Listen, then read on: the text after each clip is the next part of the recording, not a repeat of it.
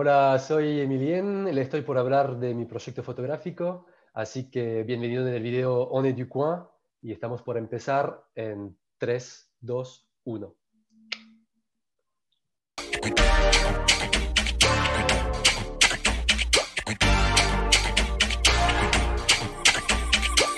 T'es né quand et tu vivais où?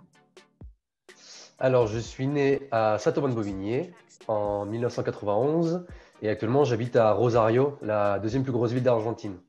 Mais je reviens chaque été en France. Pourquoi tes parents? Alors, mon père, il est agriculteur et ma mère, elle travaille.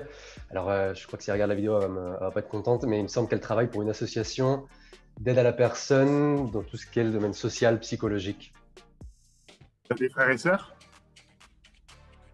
Ouais, j'ai deux sœurs, Lynn, qui a 24 ans, et Ophélie, qui a 27 ans.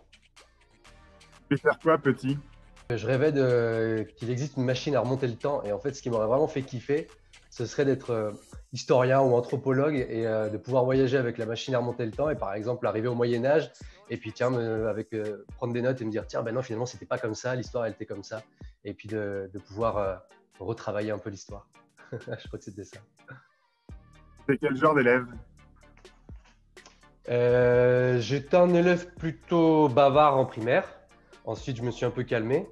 Et après, au niveau des notes, j'étais un bon élève. C'était quoi le week-end à 16 ans?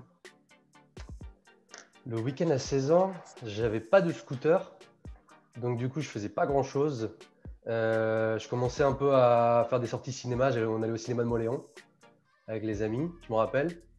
Et puis après, bah, c'était surtout se voir les week-ends l'un ou chez l'autre, les après-midi.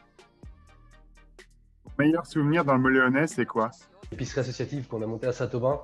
Alors là, je devais avoir 24 ans quand le projet a été lancé. Et là, ce qui était chouette, ce que j'appréciais, c'était surtout que ça m'a permis de me reconnecter en fait d'une autre manière avec ma commune et puis avec des personnes de ma commune que je connaissais pas forcément. Donc, on va dire que c'est des bons souvenirs. De quoi tu veux nous parler? Alors, j'ai décidé de vous parler de mon travail photographique. Donc, ça fait maintenant 3 ans que j'ai commencé à travailler en photographie, depuis l'Argentine principalement. Et pour le coup, j'ai publié l'année dernière mon livre qui s'appelle Les orphelins du Popo, récit d'un lac disparu. Et pour le coup, c'est un livre qui parle en fait de la disparition du deuxième plus grand lac de Bolivie, le lac Popo, à travers l'histoire d'un pêcheur que j'ai rencontré sur place. Donc ça, c'était en 2017. Comment est née cette idée? Je préparais mon voyage en Bolivie. Je voulais aller seul. J'avais pour idée de partir seul avec mon sac à dos en Bolivie pendant un mois. Et pour le coup, en préparant un peu mon voyage, un jour sur Internet, j'ai trouvé un article qui parlait du lac Popo qui avait complètement disparu. Et vu que j'ai un BTS en gestion maîtrise de l'eau, je me suis dit, bah, c'est quand même dingue, il faut absolument que j'aille sur ce lac, voir ce qui s'est passé.